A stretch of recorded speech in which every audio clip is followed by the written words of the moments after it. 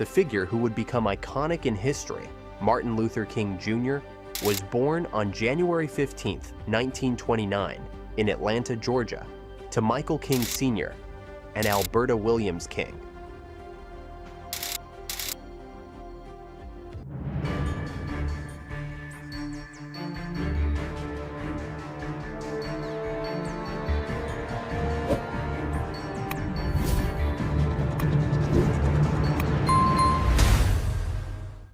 Raised in a deeply religious and racially segregated city, Martin grew up in the shadows of Jim Crow laws that enforced the separation of white and black Americans. His father, Martin Luther King Sr., was a Baptist minister at Ebenezer Baptist Church, one of the most important black churches in the city. Martin's early life was shaped by his father's dedication to both his faith and his community. The King's home was a place where the struggles of race and class were discussed openly, and it became clear that young Martin would one day take on a leadership role within his community.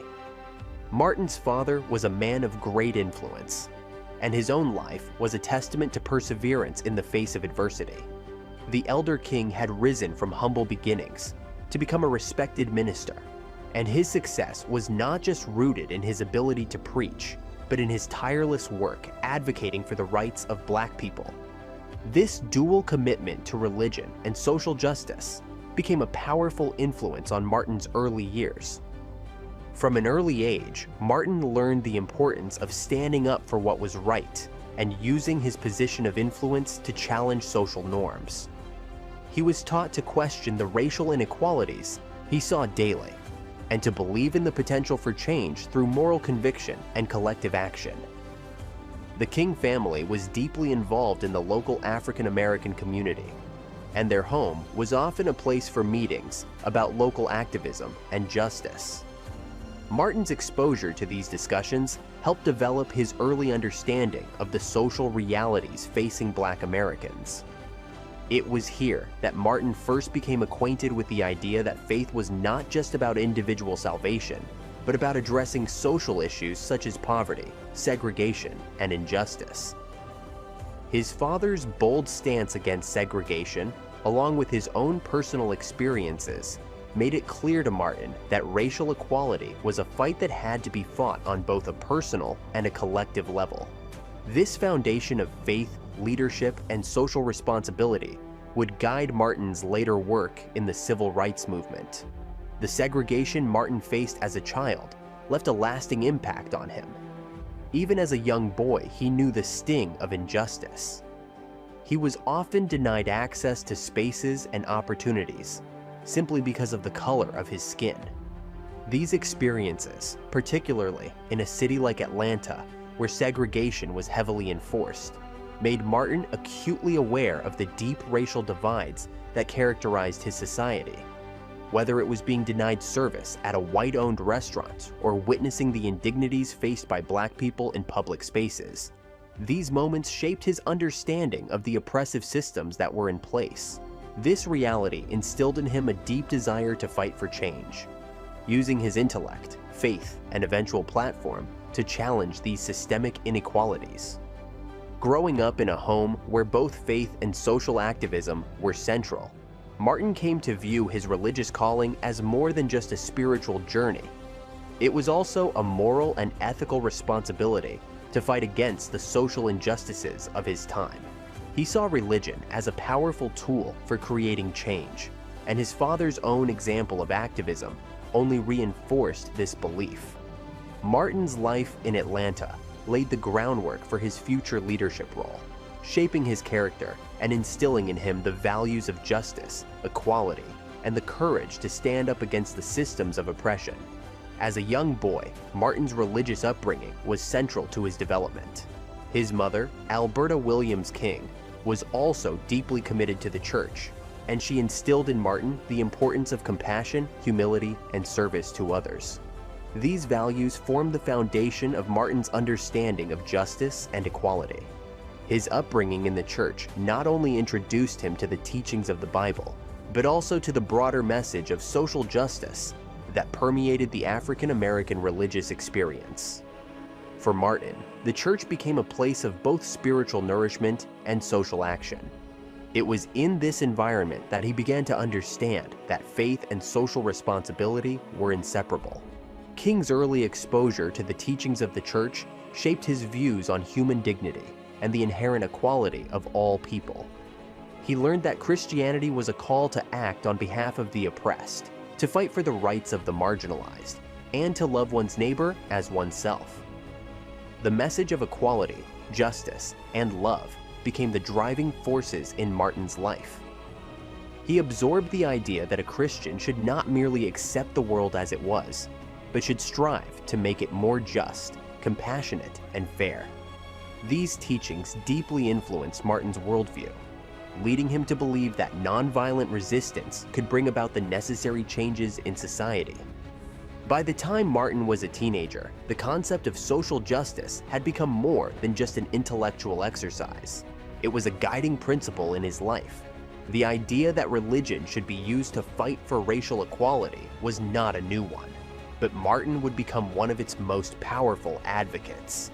As he entered Morehouse College at the age of 15, he found that many of the great intellectuals of the time were advocating for social change in both religious and secular contexts. Martin learned that the fight for justice did not have to be rooted solely in politics.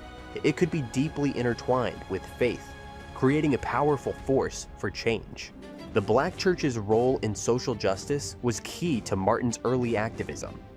From an early age, he witnessed how the church served as both a spiritual haven and a base for organizing efforts to fight racial discrimination.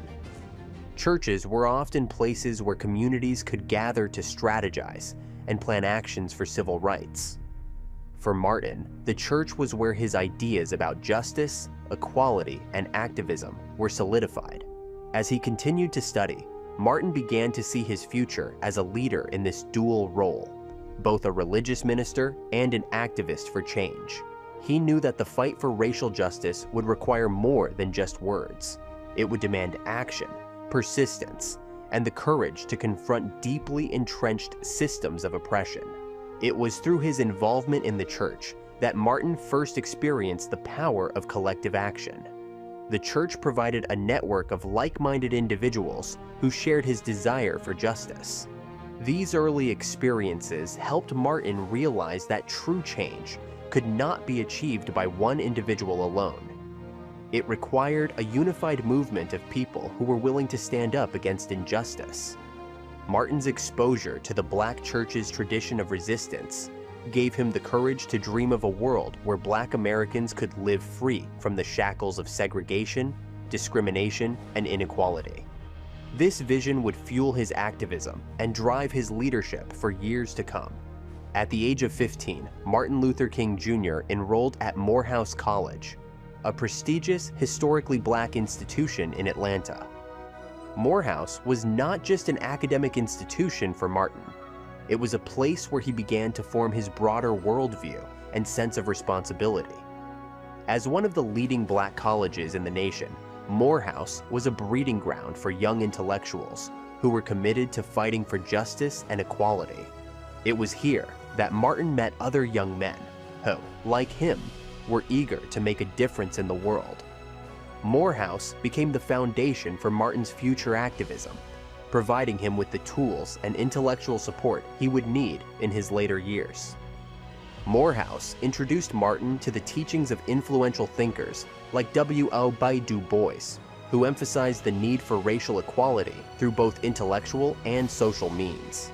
Du Bois's ideas about the talented tenth, the notion that a select group of highly educated Black men and women could lead the charge for Black empowerment, would resonate deeply with Martin. The teachings of Du Bois would shape Martin's thinking about leadership and responsibility within the Black community. At Morehouse, Martin's intellectual development took root, allowing him to formulate his views on education, race, and justice. One of the most significant figures in Martin's life during his time at Morehouse was Dr. Benjamin Mays, the president of the college and a prominent civil rights leader. Mays encouraged Martin to view education not as a mere pursuit of personal success, but as a means to effect social change. Mayes's influence was profound.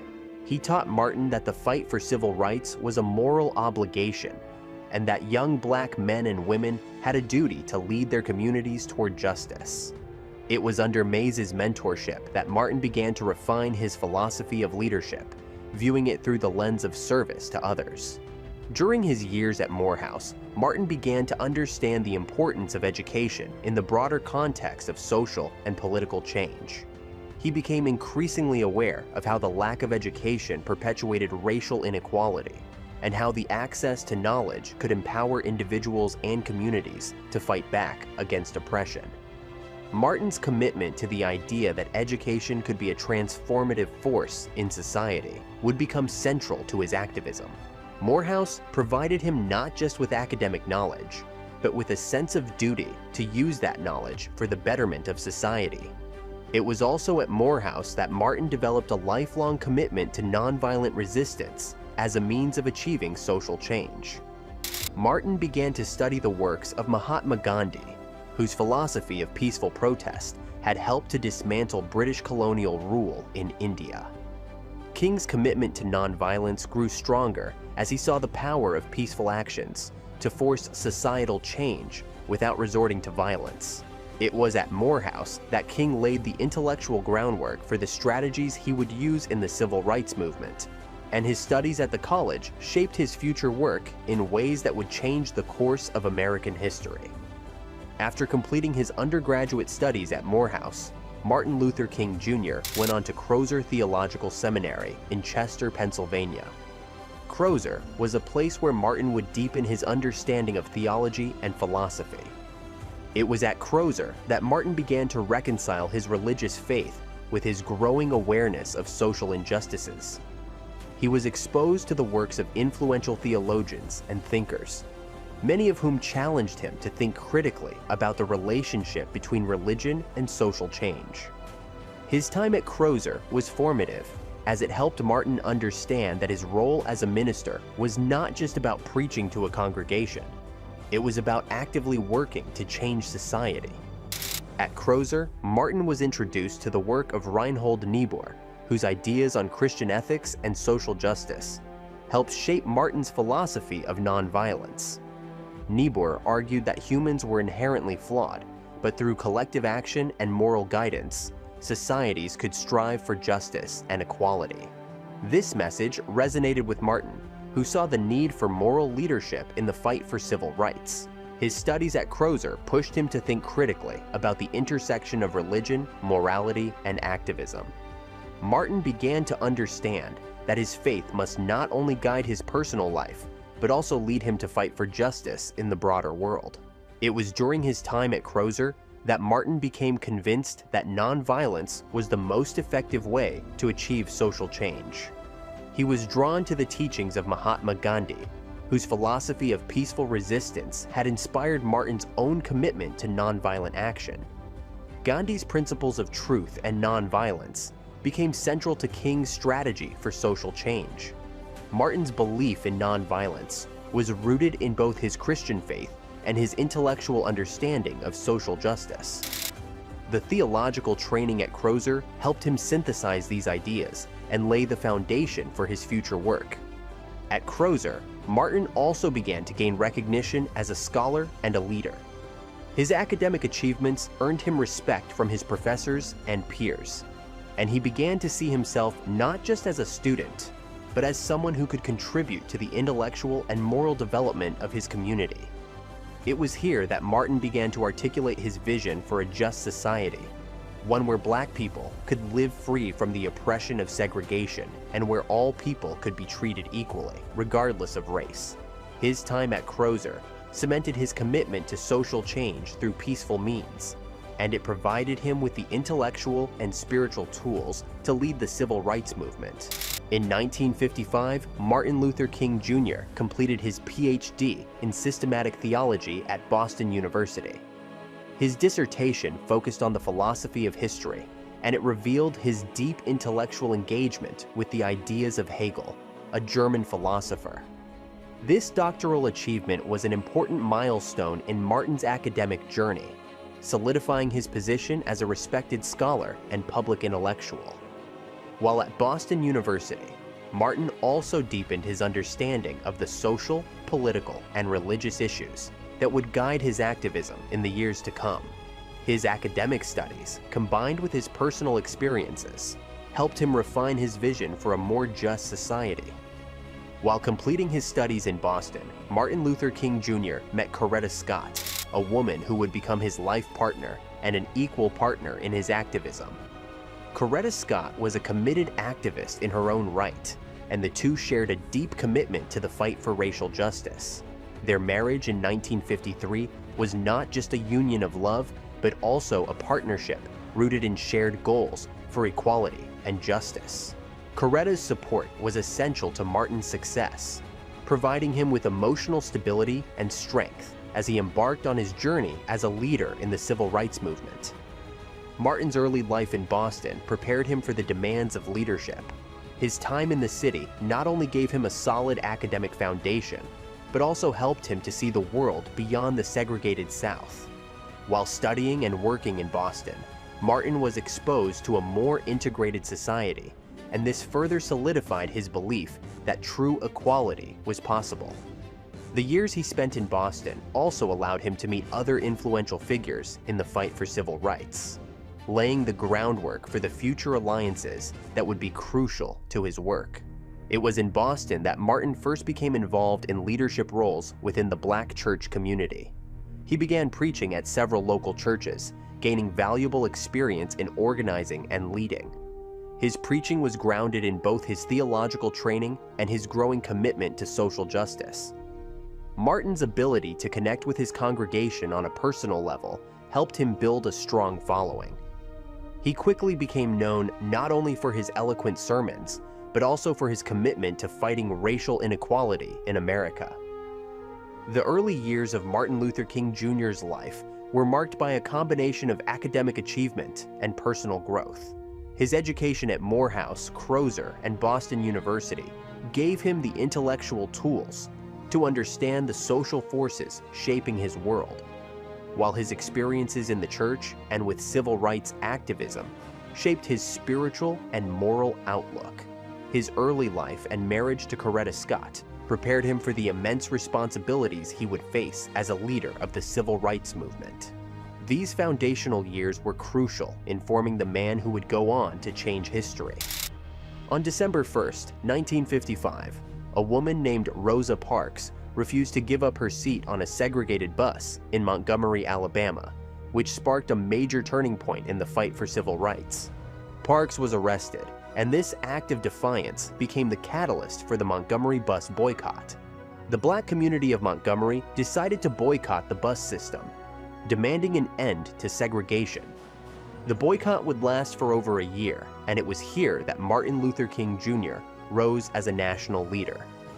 At just 26 years old, King became the spokesperson for the boycott, leading the charge for equal rights and nonviolent resistance. King's role as the leader of the boycott brought him into the national spotlight. His powerful speeches inspired both Black and white Americans to support the cause. He was a young preacher, fresh into his ministry, but his ability to speak with such passion and conviction made him an effective leader. King had the rare gift of connecting with people through his words, uniting them under a common cause. His rise in the civil rights movement was not just about his oratorical skills, but his commitment to justice, fairness, and the peaceful pursuit of equality. The Montgomery bus boycott was founded on the principle of nonviolent resistance, a philosophy that King had begun to embrace. Martin believed that civil disobedience, peacefully breaking laws that were unjust, was the best way to bring about change. King drew inspiration from the teachings of Mahatma Gandhi, who had used nonviolent resistance to challenge British rule in India.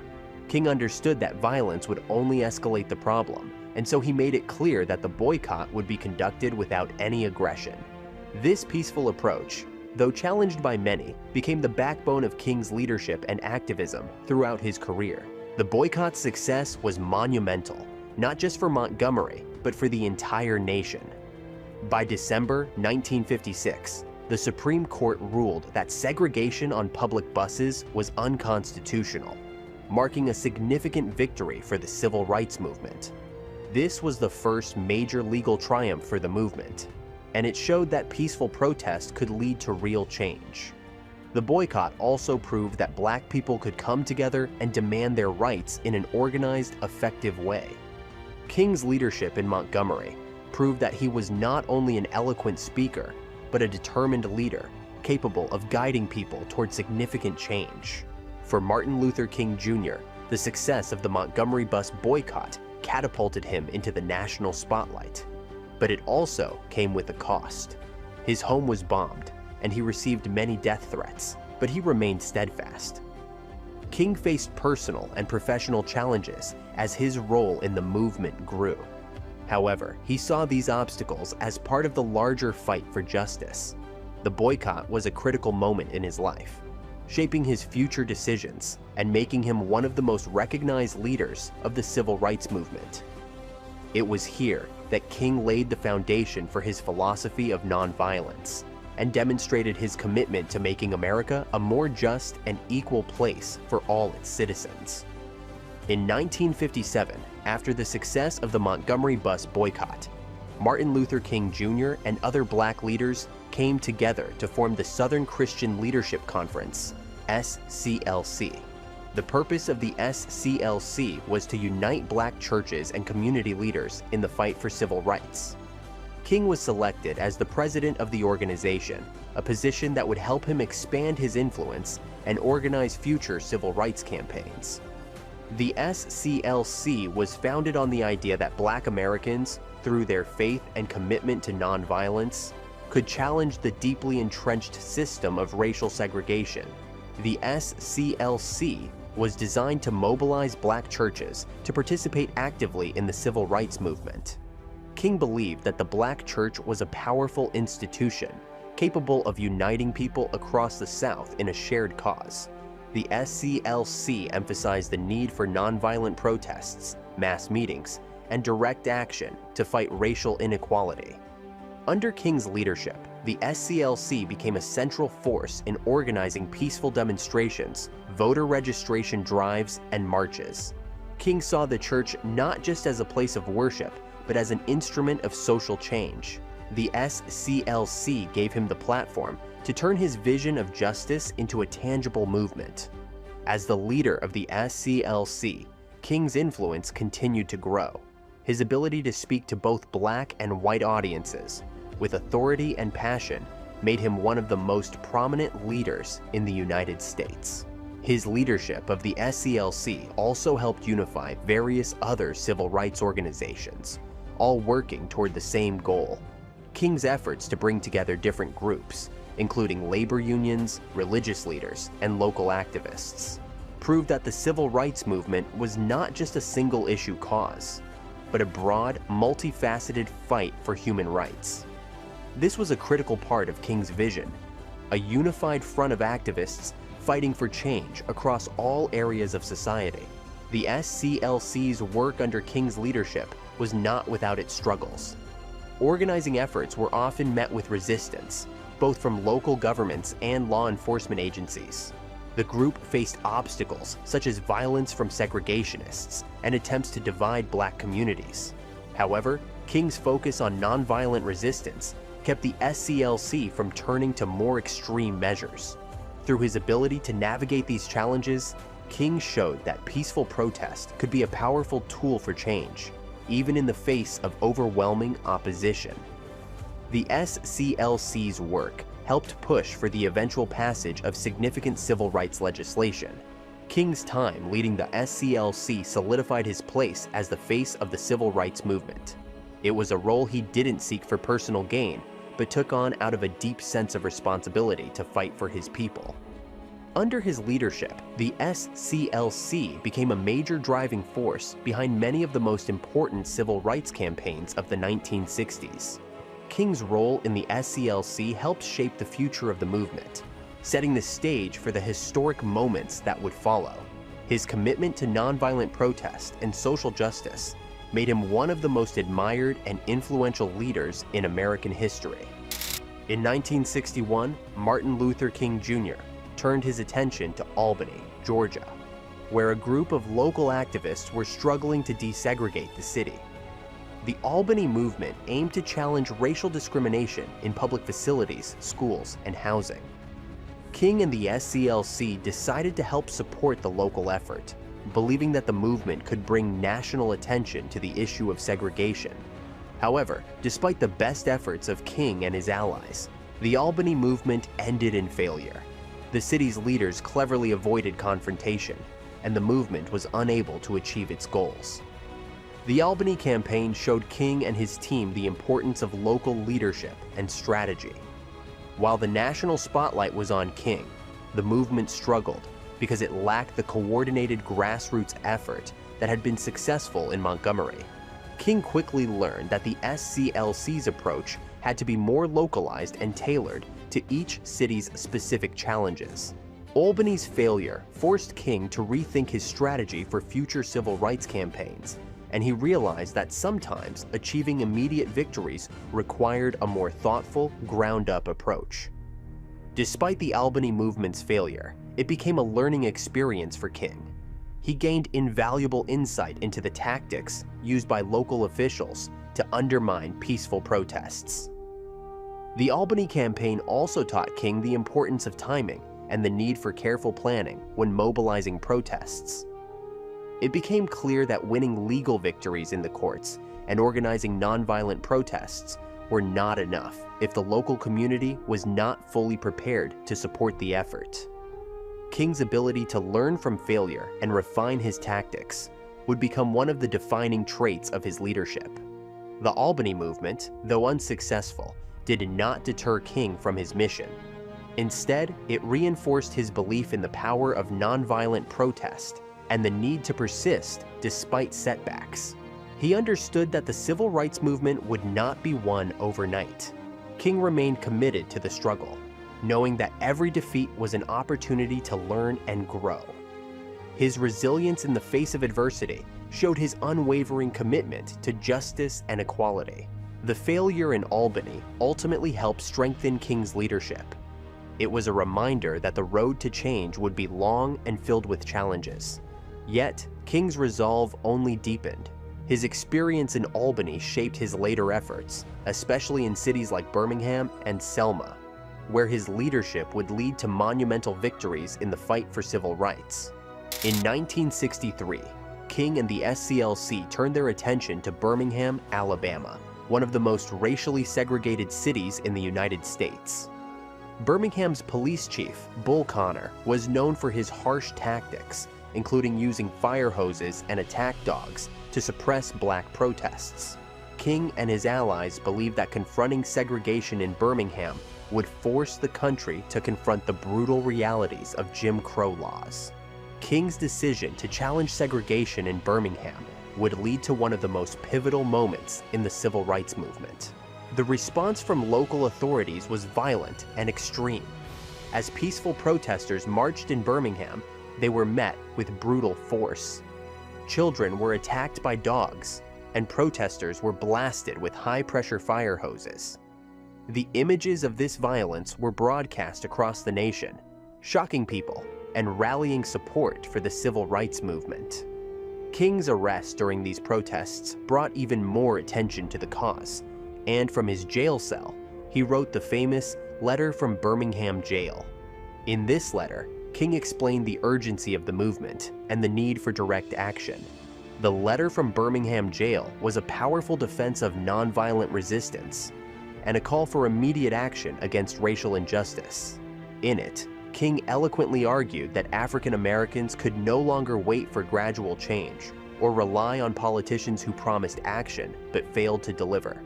The letter became a foundational document in the civil rights movement, providing both moral and legal arguments for civil disobedience.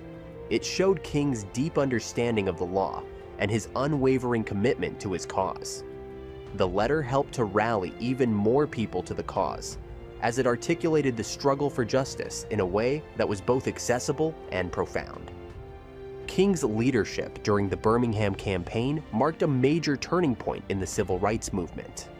The violent response from authorities galvanized support for the movement, and it was clear that change was inevitable. The city's unwillingness to back down in the face of such a powerful, nonviolent protest revealed the deeply entrenched racism in American society.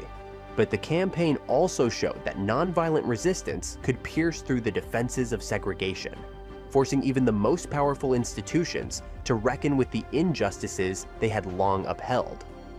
Though King's time in Birmingham was marked by violence, it also resulted in significant progress. By the end of the campaign, the city agreed to desegregate public facilities, and the federal government took notice of the urgent need for national civil rights legislation.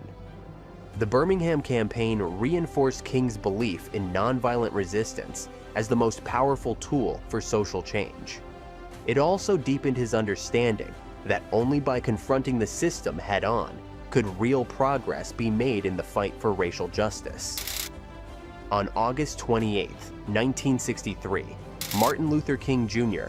stood before a crowd of more than 250,000 people at the Lincoln Memorial in Washington, D.C., delivering his iconic "I Have a Dream" speech. The March on Washington for Jobs and Freedom was one of the largest rallies in U.S. history, bringing together people from all walks of life, black and white, young and old, from across the country. The march was a moment of unity and strength for the civil rights movement, and King's speech became its defining moment. His words resonated deeply, not only for the civil rights struggles of the time, but for future generations of Americans. King's "I Have a Dream" speech was a call for equality, justice, and freedom for all Americans, regardless of race. His vision of a future where people will not be judged by the color of their skin, but by the content of their character, became an enduring symbol of the movement's ideals. The speech transcended its immediate context, offering a hopeful vision for the future while addressing the deep inequalities faced by Black Americans. The speech was not just a statement of dreams, but a demand for action, urging America to live up to its ideals of freedom and equality. The March on Washington and King's speech had a profound impact on American society. The event brought national attention to the civil rights movement and helped to build the momentum necessary to push for legislative changes. King's speech was broadcast nationwide, reaching millions of Americans and inspiring them to join the cause for racial equality. It also helped to solidify King's position as the moral leader of the movement. His ability to inspire people with his words and vision made him a powerful force for change in the years that followed.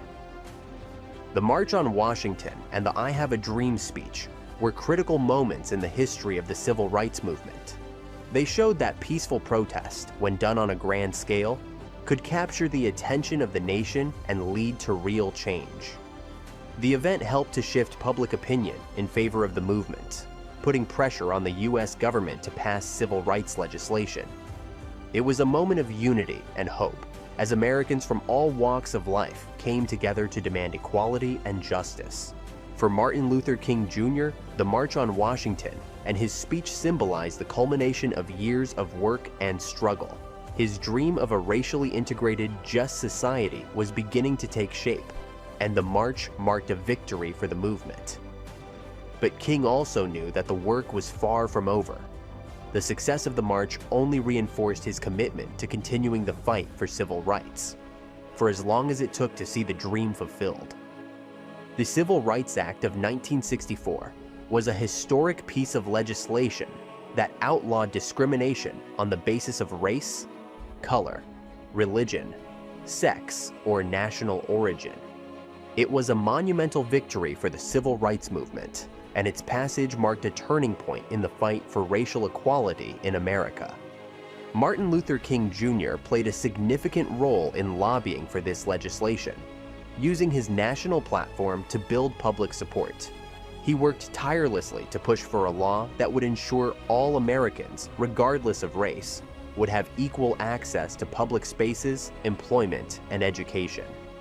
King's leadership in advocating for the Civil Rights Act was crucial. He was not only a moral voice calling for justice, but also a strategic leader who knew the importance of political pressure. The movement had gathered strength in the early 1960s, with millions of Americans calling for change. King used this momentum, aligning with other organizations, to present a united front to lawmakers. Through marches, sit-ins, and speeches, the movement applied pressure on Congress to pass this historic bill. King knew that the act would be essential in dismantling the legalized racial segregation that had defined life for Black Americans. The passage of the Civil Rights Act of 1964 had a profound impact on the country. It helped end segregation in schools, workplaces, and public facilities, and it also prohibited discrimination in any federally funded program. While it was not a perfect solution to racial inequality, it was a crucial first step in providing African Americans with the legal tools to fight for their rights. The law laid the foundation for future civil rights efforts and set a precedent for additional legislation aimed at combating racial injustice. King's role in the passage of the Civil Rights Act showed his ability to move the nation.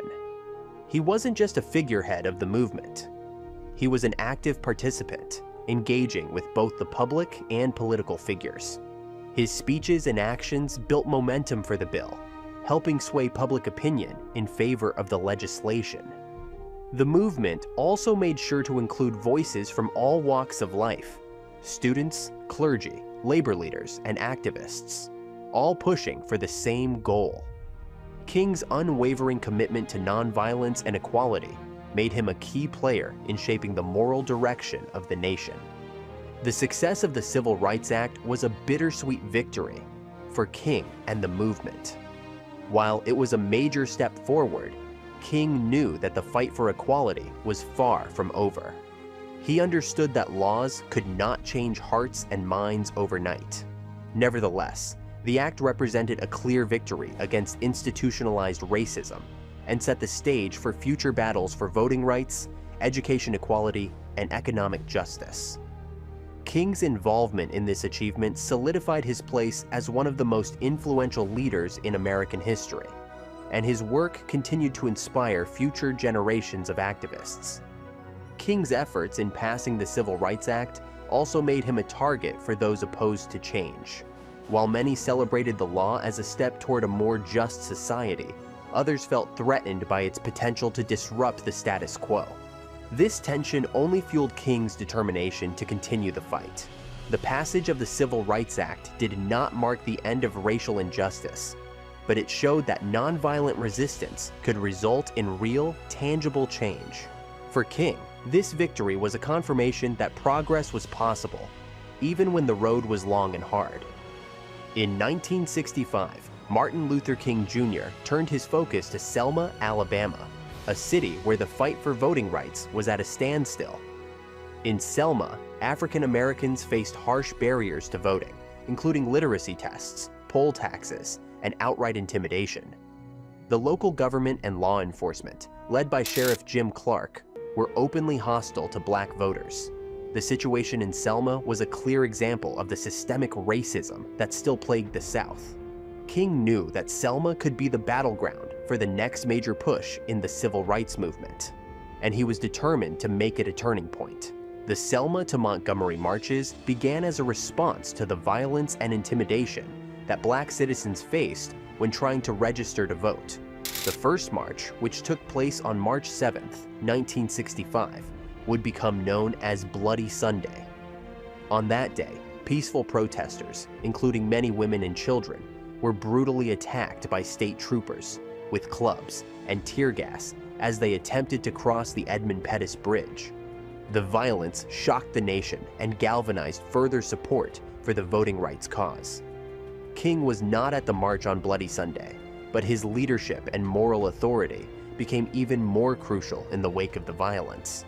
After the events of Bloody Sunday, King worked tirelessly to organize a second march, one that would be peaceful and protected by federal troops.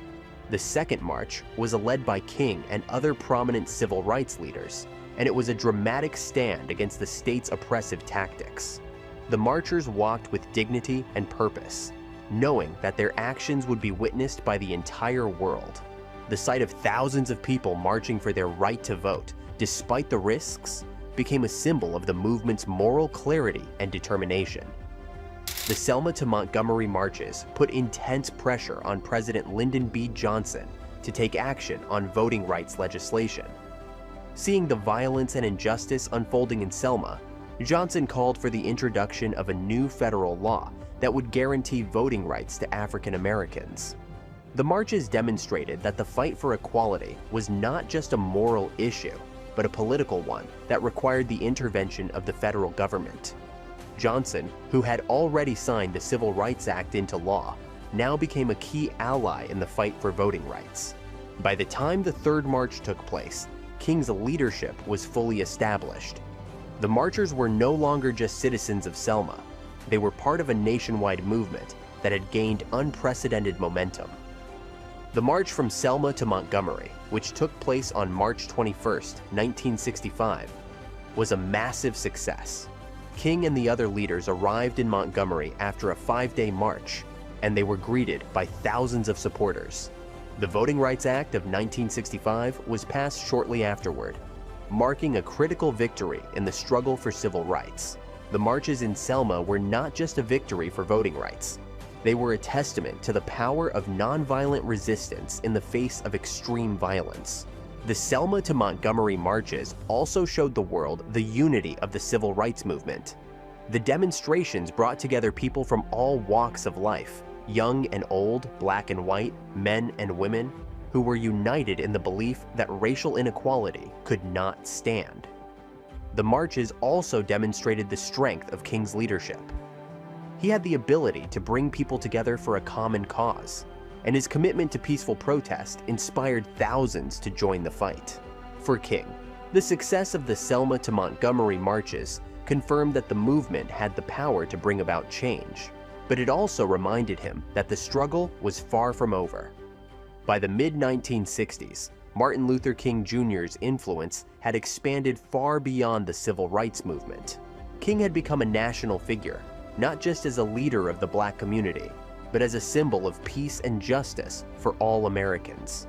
His nonviolent approach to civil rights activism had earned him respect across the globe. King's ability to speak to both black and white audiences, addressing not only the struggle for racial equality, but also broader issues of poverty and injustice, made him a unique voice in American politics. His growing influence on national politics made him both a target for opposition and a crucial ally for political leaders who sought to pass civil rights legislation. King's relationship with President Lyndon B. Johnson grew stronger as the struggle for civil rights continued. Johnson had already worked with King to pass the Civil Rights Act of 1964, and now, with the passage of the Voting Rights Act, the two men were seen as collaborators in the fight for racial equality. However, King's influence went beyond his relationship with political leaders. He was a voice for those who had no voice, someone who could rally people to action and keep the pressure on lawmakers to act on behalf of the disenfranchised. King knew that change would not come quickly, and he continued to push for more action, whether through public speeches, protests, or direct meetings with politicians. As his influence grew, King also faced growing resistance. There were those who feared his rising power and saw him as a threat to the established order. Some politicians tried to undermine him, dismissing him as a radical or a troublemaker. King's ability to stay focused on his moral convictions, even when faced with opposition, showed his strength as a leader. He believed that the power of love and nonviolence could overcome hate and injustice, and he was willing to risk his life to prove it. His role in the national political landscape continued to evolve as he fought for economic justice, peace, and equality. King's ability to balance his role as a religious leader with his political activism was key to his success. As a Baptist minister, King never lost sight of the moral and spiritual aspects of his work. His speeches were often rooted in his faith, and he saw his activism as an extension of his religious calling. However, he also understood the importance of engaging with the political system. By building relationships with lawmakers, King was able to ensure that the movement's demands were heard in the halls of power. This dual focus on faith and politics allowed King to navigate the complexities of the civil rights movement. while staying true to his core values. King's growing influence on national politics also meant that his personal life became increasingly scrutinized. The FBI, under the direction of J. Edgar Hoover, began to view King as a threat to national security. Hoover and the FBI sought to undermine King's credibility by spreading rumors and attempting to discredit him. King faced intense personal and professional pressure, but he remained focused on his mission. His ability to stay calm and resolute in the face of constant harassment only strengthened his position as the leader of the civil rights movement. In the 1960s, Martin Luther King Jr. faced increasing surveillance and harassment from the FBI, led by J. Edgar Hoover. King had become a target of the FBI's COINTELPRO, a covert operation designed to discredit and disrupt the activities of civil rights leaders. Hoover viewed King as a threat, not only because of his role in the civil rights movement, but also because of his growing influence in national politics. The FBI monitored King's every move, attempting to find ways to undermine his credibility and break his spirit. Despite these efforts, King continued to speak out against racial injustice, using his public platform to call for nonviolent change. King's time in jail was one of the most difficult periods of his life, yet it also galvanized public support for his cause. In 1963, King was arrested during the Birmingham campaign, and his time in jail became a focal point for the movement. While in jail, King wrote his famous Letter from Birmingham Jail, in which he defended his commitment to nonviolent resistance and explained the urgency of action against segregation. The letter became one of his most powerful and influential writings, reaching a wider audience and inspiring people to support his cause.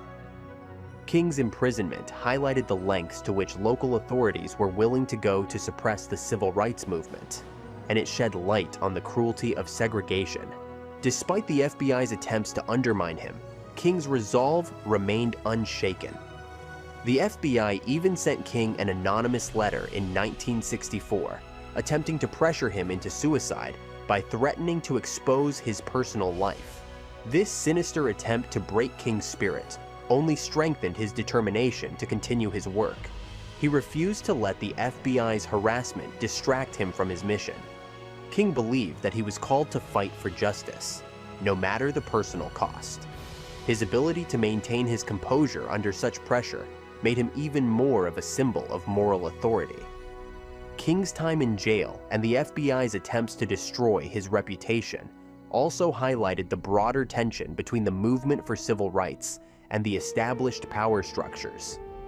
King's refusal to back down in the face of personal attacks showed that he would not be intimidated by those who sought to maintain the status quo. The FBI's efforts to silence him only served to fuel the fire of the civil rights movement, inspiring more people to join the cause. King's resilience in the face of these attacks made him an even stronger leader and a symbol of hope for those fighting for justice. While King's focus was initially on securing legal rights and ending segregation, he began to recognize the importance of economic justice in the fight for equality. In the mid-1960s, King expanded his focus to address poverty, unemployment, and economic inequality. He understood that racial equality could not be achieved without addressing the economic struggles faced by Black Americans. The Southern Christian Leadership Conference, SCLC, shifted its focus to economic justice, and King began to organize campaigns that would address these issues. One of King's most significant efforts in this area was the Poor People's Campaign, which aimed to address economic inequality for all poor people, regardless of race. The campaign sought to bring attention to the issues of poverty, housing, and unemployment, which affected Black communities disproportionately. King saw economic justice as an essential part of the broader fight for civil rights, and he believed that poverty was a form of violence. His focus on economic justice was not just about improving the lives of Black Americans, but about ensuring that all people could live with dignity and equality. King's shift to focusing on economic issues was also motivated by his belief in the interconnectedness of civil rights and labor rights. He understood that workers, particularly black workers, were often exploited and denied fair wages. The SCLC's involvement in labor rights struggles, such as the 1968 sanitation workers' strike in Memphis, was a direct response to the economic exploitation faced by black workers. King saw the fight for labor rights as a natural extension of the fight for racial equality, and he believed that economic justice was a necessary component of true freedom. As King's focus shifted to economic justice, he faced criticism from some quarters of the civil rights movement. Some believed that King should stick to issues of desegregation and voting rights, while others felt that his emphasis on economic justice would dilute the movement's message. However, King remained steadfast in his belief that true equality could not be achieved without addressing the economic disparities that existed in American society. His advocacy for economic justice was part of his broader vision for a more just and equitable world. The Poor People's Campaign was not a success in the way King had hoped, but it laid the groundwork for future efforts to address poverty in America. King's focus on economic justice demonstrated that the fight for equality was about more than just access to education or the right to vote. It was about ensuring that all Americans could share in the economic prosperity of the nation. King's work in this area cemented his legacy as a leader who was not just concerned with civil rights, but with the broader issue of justice for all people. In 1967, Martin Luther King Jr. took a bold step by publicly opposing the Vietnam War. He believed that the war was unjust and that the resources and energy spent on it should have been used to address the pressing issues of poverty and racial inequality at home. King felt that the U.S. military's involvement in Vietnam was draining the nation's resources, which could have been better spent on fighting the systemic issues affecting black communities in America. His opposition was rooted in his commitment to peace and social justice, both of which he saw as being undermined by the war. King's criticism of the Vietnam War caused a great deal of controversy. Many political conservatives attacked him for speaking out, arguing that he should focus only on civil rights and not involve himself in foreign policy. Some of King's allies in the civil rights movement also criticized him, feeling that his position on Vietnam was distracting from the fight for racial equality. Despite the backlash, King remained steadfast in his belief that the war was a moral failure and that he had a duty to speak out against it. He saw the war as an extension of the same systems of injustice that oppressed black Americans. King's opposition to the war was not just a political stance, it was a moral and philosophical one. He believed that no nation could truly be free while it engaged in the violence of war, especially when that violence was used to maintain imperialism and domination. King argued that the United States, by continuing the war, was failing to live up to its ideals of freedom and justice.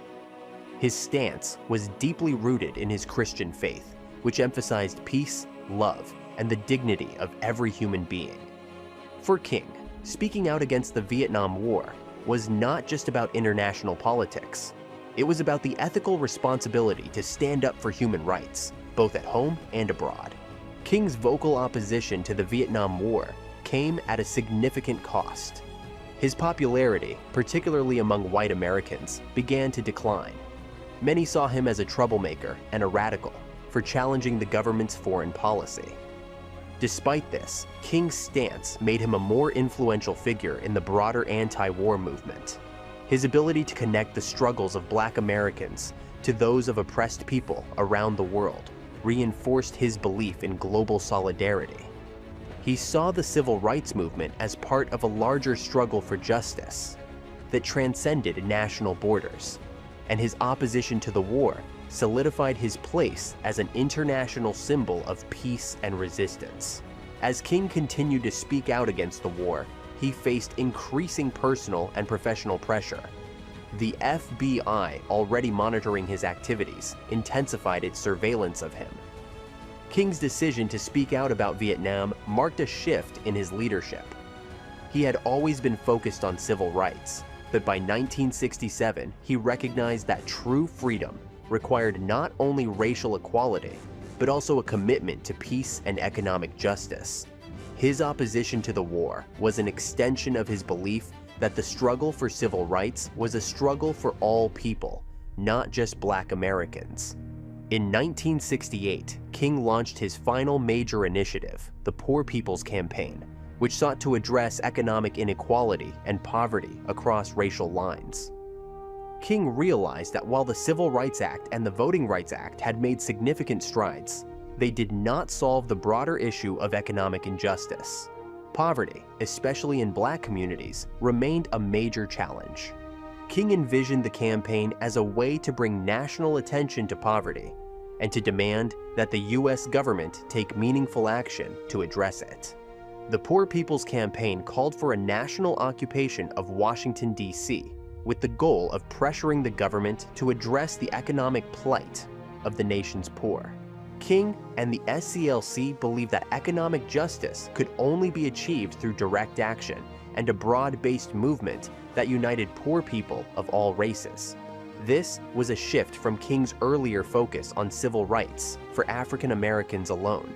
The campaign was intended to show that the fight for racial equality was connected to the fight for economic rights, and that true justice could only be achieved when all people, regardless of race, had access to basic necessities like food, housing, and healthcare.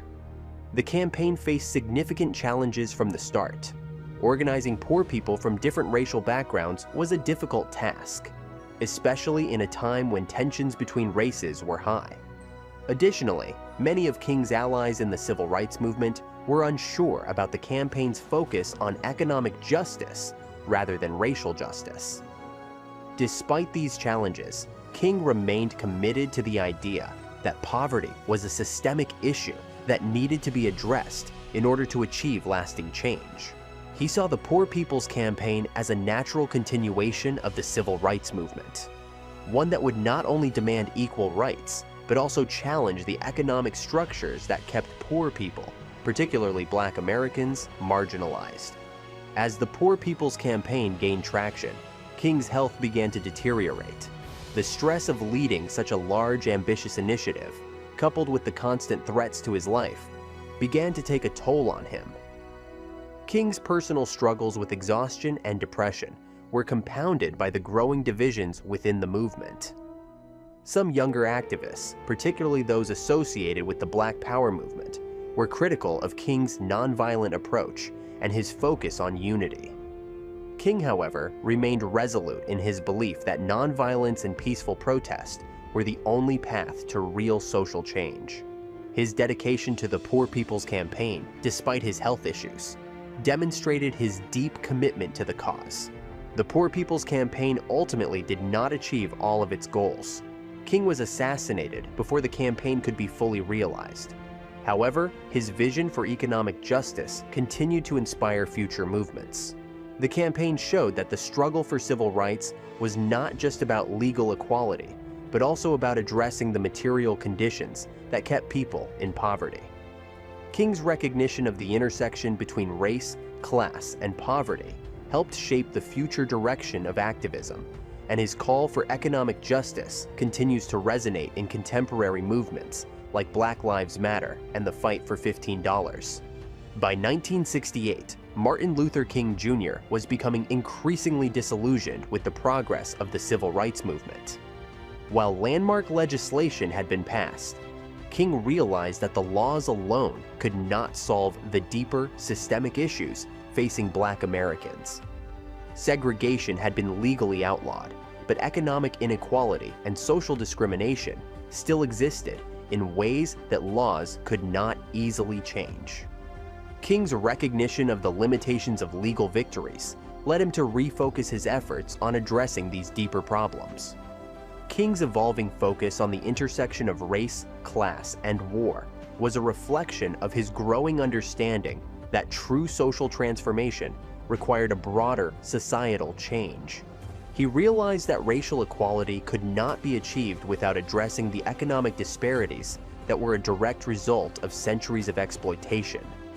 King's recognition that civil rights and economic justice were inseparable helped shape his later work, including the Poor People's Campaign. He began to see the fight for civil rights as part of a global struggle for human dignity and justice. King's disillusionment also stemmed from the tensions within the civil rights movement itself. As the movement grew, younger leaders such as Stokely Carmichael and the Black Panther Party began to embrace more militant forms of activism, rejecting King's nonviolent philosophy. This divide created a difficult situation for King, who continued to believe in peaceful protest, but struggled to maintain unity within the movement. The rise of Black Power, which emphasized self-defense and autonomy, challenged King's approach and made it more difficult to achieve the level of unity he had once hoped for. Despite these challenges, King remained focused on his vision of a more just and equal society. He knew that the fight for equality was not just about legal victories, but about changing the hearts and minds of people, particularly in how they viewed poverty and race. King understood that real progress would take time, and that his role was to continue to lead, even in the face of setbacks. His evolving focus on economic justice, as well as his willingness to challenge the war in Vietnam, showed that King was not just a leader of the civil rights movement, but a voice for all marginalized people. In his final years, King's frustration with the limitations of the movement led him to broaden his focus beyond racial equality. He believed that true freedom required addressing the root causes of inequality, including poverty, lack of education, and war. His growing disillusionment with the pace of progress did not dampen his commitment to justice. Instead, it pushed him to seek more radical and comprehensive solutions. King's belief that social change required a multifaceted approach to justice made him one of the most visionary leaders of the 20th century. As the pressure of leadership took its toll on Martin Luther King Jr., his health began to suffer. King was constantly on the move, attending marches, meetings, and speaking engagements, often at great personal expense. The physical demands of his work, combined with the emotional strain of constant threats to his life, left King exhausted. He had always been a strong leader, but by the time he reached his final years, it was clear that the weight of his responsibilities was taking a toll on his body and mind. King struggled with periods of deep depression, particularly after the failures of some of his campaigns and the growing divisions within the civil rights movement. King's health issues were compounded by the personal stress he faced as a public figure. He had long been the target of threats, and in 1964, the FBI sent him a letter urging him to take his own life, using threats to his reputation and family as leverage. Despite this, King remained resolute in his commitment to nonviolence and peace. His ability to keep going, despite the constant pressure, was a testament to his character. However, King knew that the fight for justice was a long and difficult one, and he questioned whether the movement was making enough progress. King's personal struggles were also tied to his sense of responsibility. As the leader of the civil rights movement, he felt the weight of the expectations placed on him. He was not just a figurehead, he was a symbol of hope for millions of people. The constant scrutiny and pressure to succeed weighed heavily on him. In his final years, King began to wonder about his legacy and his place in the movement. He had achieved so much, but there was still so much more to be done. King's declining health did not deter him from continuing his work. In 1968, despite his personal struggles, he traveled to Memphis to support striking sanitation workers. His visit to Memphis would be his final public appearance, where he delivered his famous "I've been to the mountaintop" speech. In this speech, King alluded to his own mortality, acknowledging that he might not live to see the full realization of his dreams. His words, though prophetic, were filled with hope and determination. On April 4th, 1968, Martin Luther King Jr. was tragically assassinated while standing on the balcony of the Lorraine Motel in Memphis, Tennessee. King had been in Memphis to support striking sanitation workers who were protesting against poor wages and working conditions. His assassination was a shocking and devastating event that rippled across the nation and the world. King's death marked the end of an era for the civil rights movement, and it left a profound void in the fight for justice and equality. King's final speech, the "I've been to the mountaintop" address became a poignant reminder of his vision and his commitment to nonviolence. In his speech, King spoke of the need to continue the struggle for justice, even in the face of adversity. He expressed his hope for the future, despite knowing that his life might be cut short. King's assassination on that fateful evening left a nation in mourning and sparked riots across the country. His death symbolized the price of leadership in the fight for equality. Martin Luther King Jr.'s assassination on April 4, 1968, left the nation in shock and grief. The news of his death spread like wildfire, sparking a wave of mourning that swept across the country. For millions of African Americans, King had been a symbol of hope, justice, and the possibility of change. His death felt like a devastating blow to the civil rights movement, which had relied heavily on his leadership and moral authority. The immediate aftermath of his death was marked by widespread riots and protests in cities like Washington, D.C., Chicago, and Baltimore. People took to the streets, expressing their outrage at the loss of a leader who had fought so relentlessly for racial equality. In the midst of this turmoil, political leaders, including President Lyndon B. Johnson, publicly mourned King's passing. Johnson, who had worked closely with King to pass landmark civil rights legislation, acknowledged the depth of the loss. He declared that King's assassination was an attack not just on one man, but on the values that made America great. The media played a key role in framing King's legacy, highlighting his commitment to nonviolence and his pivotal role in securing civil rights. The swift passage of the Civil Rights Act of 1968, which addressed housing discrimination, was partly seen as a tribute to King's life and work. Though his death was tragic, King's vision for a better America continued to guide the nation's course. In the years following his death, Martin Luther King Jr. was honored and recognized for his immense contributions to American society. In 1977, King was posthumously awarded the Presidential Medal of Freedom, one of the highest civilian honors in the United States. This award recognized his tireless efforts in advancing civil rights through peaceful resistance and his unwavering commitment to justice. In 2003, King was awarded the Congressional Gold Medal, further cementing his place in American history as one of the most influential leaders the country had ever known. One of the most significant recognitions of King's legacy came in 1971, when cities across the United States began observing a day to honor his memory. However, it wasn't until 1983 that Martin Luther King Jr. Day was established as a federal holiday, signed into law by President Ronald Reagan. The holiday became a national celebration of King's life and work, and it was observed each year on the third Monday in January. King's holiday became not just a time to remember his contributions, but also a call to action, encouraging people to engage in community service and promote equality. His legacy, which was initially challenged by critics, became more and more recognized as a vital part of America's moral and political fabric. Though King's death marked a significant loss for the civil rights movement, his legacy continued to shape the struggle for racial equality in America. The impact of his work was felt in the years following his assassination, as new generations of activists and leaders carried his vision forward. Movements like Black Lives Matter, which began in the early 2000s and 10s, were directly influenced by King's fight for justice and equality. These modern movements have sought to address systemic racism, police brutality, and the ongoing challenges faced by Black Americans in the United States. King's philosophy of nonviolent protest and his emphasis on love, justice, and equality continue to resonate in these contemporary struggles. King's influence can also be seen in the increasing political representation of African Americans.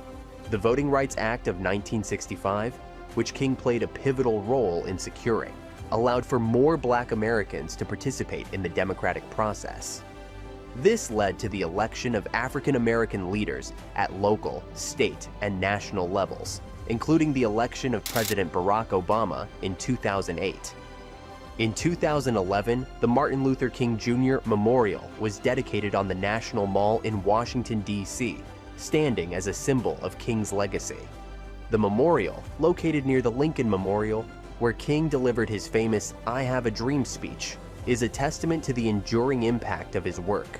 The monument features a statue of King with his arms crossed, a solemn reminder of his commitment to justice, peace, and equality. The memorial serves as a space for reflection on King's contributions to American society and a call to action for future generations to continue his work. King's place in American history is secure, alongside other monumental figures like Abraham Lincoln and Thomas Jefferson. His leadership in the fight for civil rights has made him one of the most respected and influential figures in U.S. history. As the years go by, his vision continues to guide the struggle for a more just and equitable world. There is still much work to be done in the fight for racial equality, economic justice, and global peace. King's life and work remind us that change is possible, but it requires the commitment of individuals and communities to push for a more just society. His legacy will continue to inspire generations to come, urging us all to dream of a world where justice truly prevails.